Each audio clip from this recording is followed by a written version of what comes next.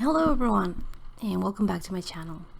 In this video today I want to show you how to crochet this fringe throw pillow.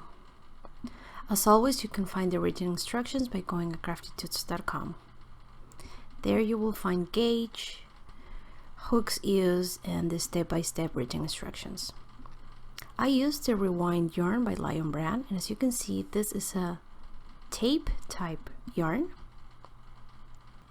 which is a number 5 or bulky weight yarn. I used a US H crochet hook, also known as a 5.0 millimeter crochet hook. You will need to make 2 panels that are 18 inches by 18 inches. And that is the size of the pillow form that I use, and I bought a pillow form already made, but if you're proficient with a sewing machine, feel free to make your own. Okay, to start, I already made a slip knot with my yarn, and let me get you a close-up so you can see it better. I'm sure you already know how to do this. And now I insert my hook and I have to tighten it down. As always, we start with the chain stitches. To make them, you have to take the yarn over, or as I prefer is to move my hook and then pull through. That's your first chain stitch. So again, yarn over, pull through, we have 2 chain stitches, and we have to keep repeating our chain stitches until we have a total of 55 chain stitches. If you need more practice doing chain stitches, you can rewind at the beginning of the video, or I also have a dedicated video only talking about chain stitches and how to make them. Okay, so I have finished my 55 chain stitches, and now we have to count to the second one from hook, which means we're going to skip one and then we're going to insert our hook in the following chain stitch. And there we have to make a single crochet. For that, do a yarn over and pull through. We will have 2 loops, do yarn over again and pull through both loops. That is our single crochet stitch.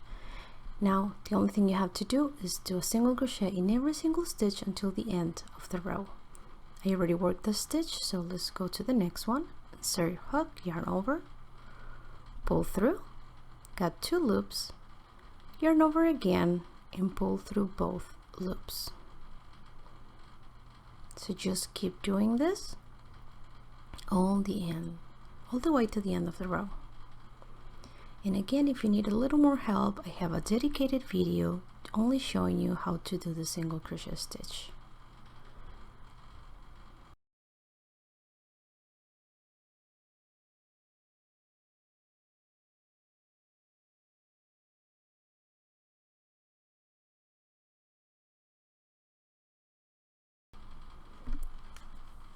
You can pause the video if you need to catch up, but I will fast forward since you already see it's only single crochet stitches all the way to the end. Okay, so I finished my first row. Now I'm going to turn so I can start working my following row.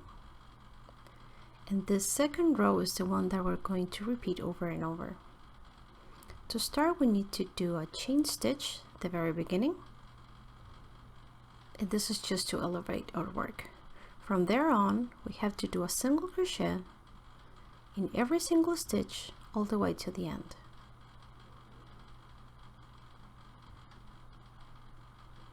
By this time, I'm sure you already know how to do the single crochet stitch.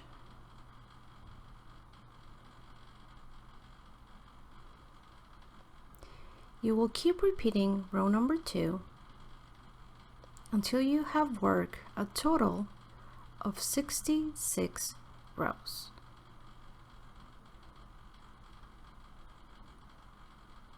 Super easy. Only a chain stitch at the beginning to elevate the work, and then a single crochet all the way to the end. And going back and forth, row after row, always repeating it.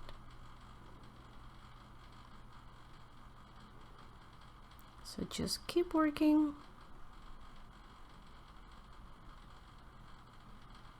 until you finish row number 66. And then you'll have to repeat for the back panel. Here you can see only single crochet stitches, nothing else. A very beginner friendly pattern.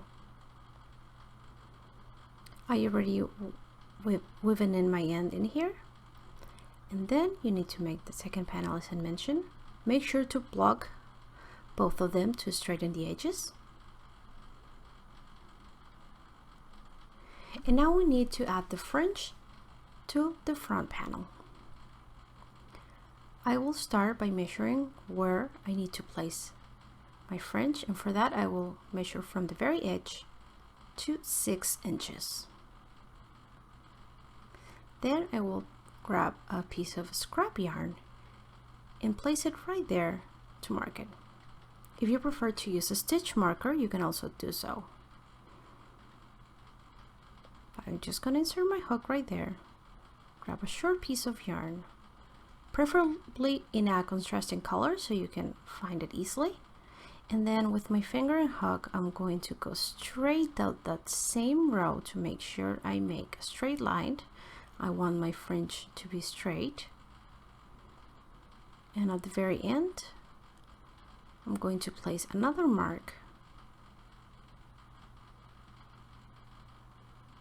just to show me that I'm going straight. And this pillow has 2 rows of fringe, so now I need to mark the second one. I'm going to grab my measuring tape one more time. And again, measuring from the very edge, this time I will measure all the way to 12 inches. And I will grab another short piece of scrap yarn and I will place it right here.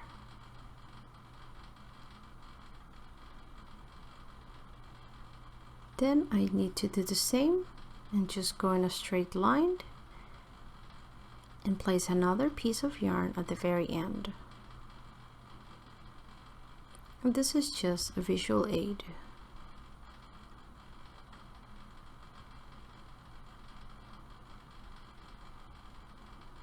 Okay, now that we have marked where we're going to be placing our fringe, and you can start seeing how long you want your fringe to be, and based on that, now you have to cut your yarn. And I will be using the same yarn that I used to create the panel, and I have a tassel maker here because it helps me to decide how long I want it, and I can easily adjust it. I add a little bit of length or take it, but you can use anything else that you have on hand, a piece of cardboard, or just basically anything that will allow you to have the fringe the same size. Now I just have to wrap it around multiple times. Of course I will need way more than this, but this is enough for showing purposes. And then grab your scissors and cut the very last strand. Now remove it from your shape and cut the loops, and this will create many strands of yarn, all of the same size. So now I can go back to my pillow and I will start off the bottom. I will skip the very edge because that edge will be grabbed when I sew both panels together. And in the very following stitch, I will insert my hook, I will grab my yarn, and I will make my fringe. There are 2 ways that I know of that you can make fringe, and the first one is to insert the yarn, pull through just one side, then make sure it gets equal, and you can tie a knot right there. But that's not the way I prefer to do it. I just wanted to show you, maybe that will be easier for you. Take it off again and I will show you the way I like it. So I will create a loop with my yarn, making sure both ends meet, so both ends will be of the same size. I will insert my hook in that loop. I will pull it through just a little bit, Then again, I will grab my yarn and pull through that loop that I made.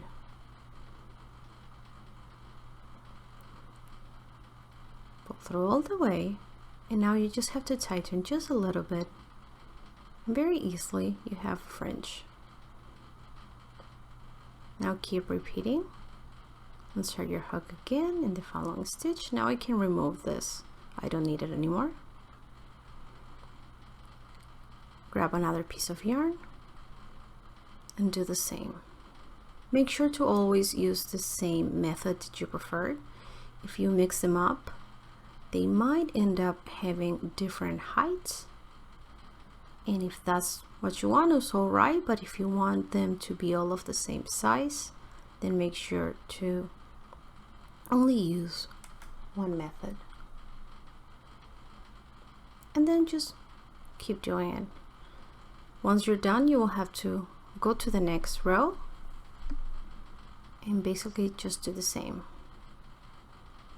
Going to insert my hook. I can take off this piece of yarn now, won't be needing it anymore. And of course, use the same method that you did in the lower row and start attaching your fringe.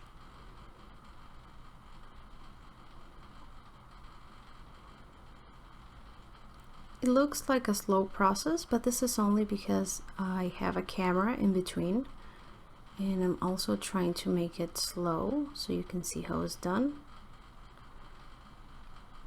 But once you have the hang of it, it's really quick, and you can even do it watching the TV or listening to music. I don't know, make it more fun.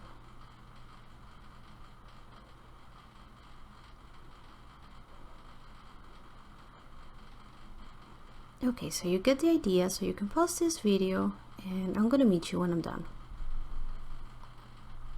Okay, so here I have my back panel and my front panel with both rows of fringe already done. Now we have to sew these both panels together, and if you chose, you can have a zipper. If you have, once you install a zipper, you will need needle and thread and some pins.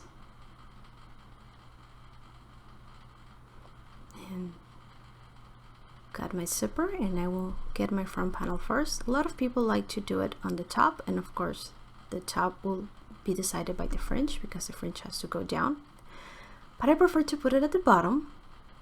That way when I put it on my couch, it will be hidden on the bottom of the pillow and only the neat edges will show. So mark your zipper and start at the very edge, and placing your front panel on top, start pinning it. Of course, if you don't want to install a zipper, you can just skip this part and go ahead to the sewing part of getting the edges together. Then I've moved to the very beginning and I place a zipper right there too.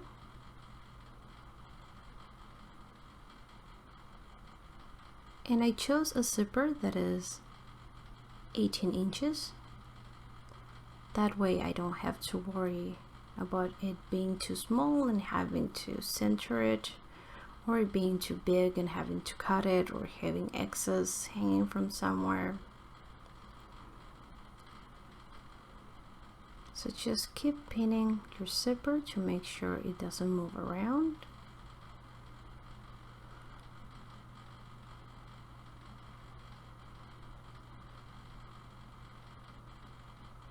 And once you're done, just get back that needle and thread and start sewing it in place.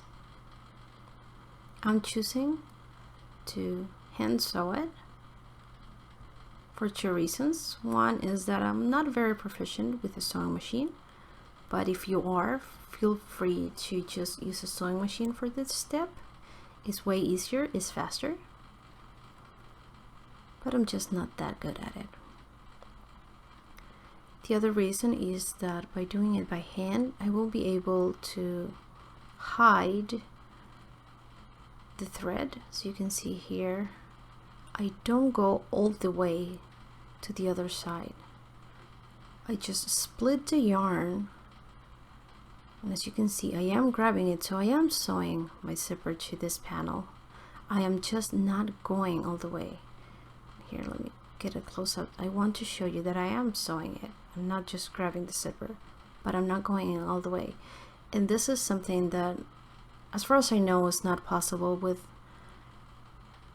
a sewing machine.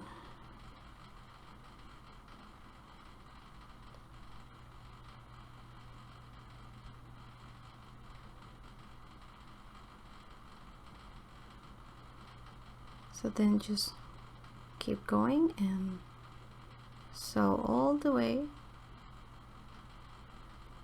of your zipper to this panel, and once you're done, you will have to do the back panel, of course. So here I have my two panels attached, and now there's two ways that you can tackle all the other edges. You can have all the front outside and sew them this way. Maybe use your crochet hook. It can create a nice edge with a crochet hook, but I prefer to do it more traditional and have the outside turn inside out. And be careful with your fringe. And now I'll be sew it together. You can also use a crochet hook if that's easier for you, but if you use a crochet hook, it usually uses way too more yarn, a lot of yarn, and by sewing it by hand, I make sure I have enough. Okay, so if you sew on a zipper, make sure you put it on the inside, since we're doing it inside out, and just start going stitch by stitch and sewing your front and back panel together. If you're doing with a crochet hook, again, you can go stitch by stitch. You can do a row of slip stitches or also a row of single crochet stitches. Both will work just great for keeping those two panels together. So here I'm at the end, and to secure it, I'm going to create kind of like a little knot by going inside twice of this little loop created. And since this is the inside, you don't really need to weave in your ends. That's up to you, but I like to prefer to keep it neat.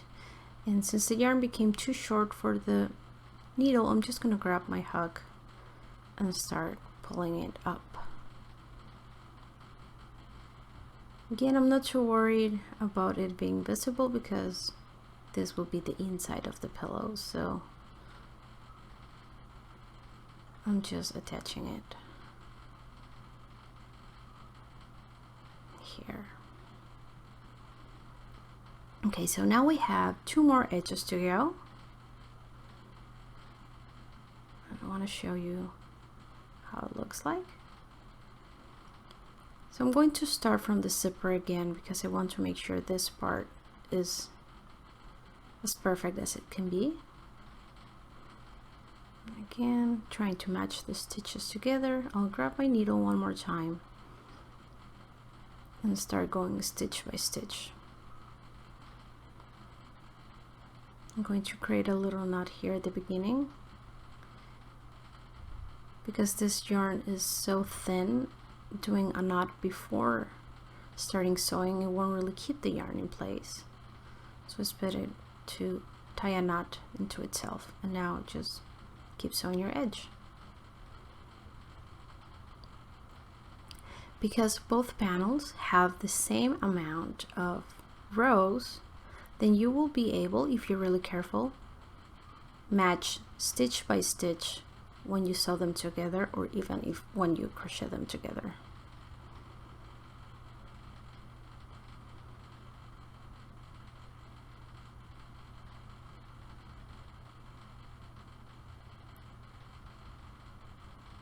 You might have to pay close attention to match the stitches, but it's really easy. if you just pay attention to the texture they create, and you can match them.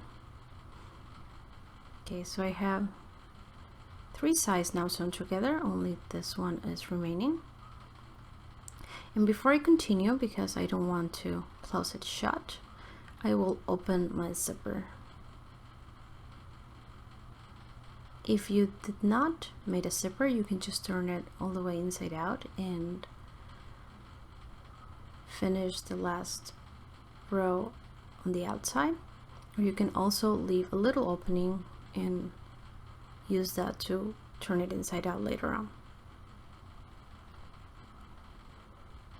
Okay, so now that I know I have a way to turn it inside out with the little opening I left with my zipper, I can now finish the very last edge and just sew it together as I show you. And here's all done. Now I just go back to my opening, and I open it all the way now, and I have to turn it inside out. Now we'll make sure to straighten all those edges.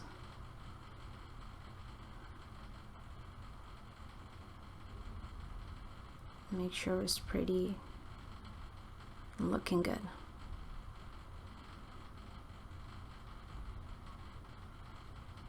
Now all you need to do is grab your pillow form and place it inside. Or you can also have stuffing if you don't want a pillow form, and start stuffing it in your pillow.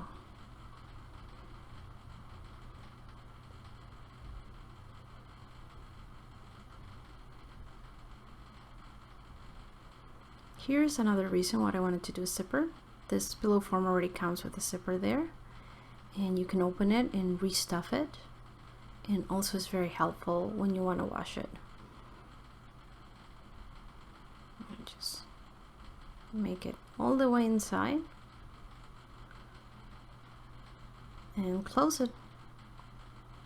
And there you go. I really hope you enjoyed this video. Don't forget to give it a like and subscribe for more.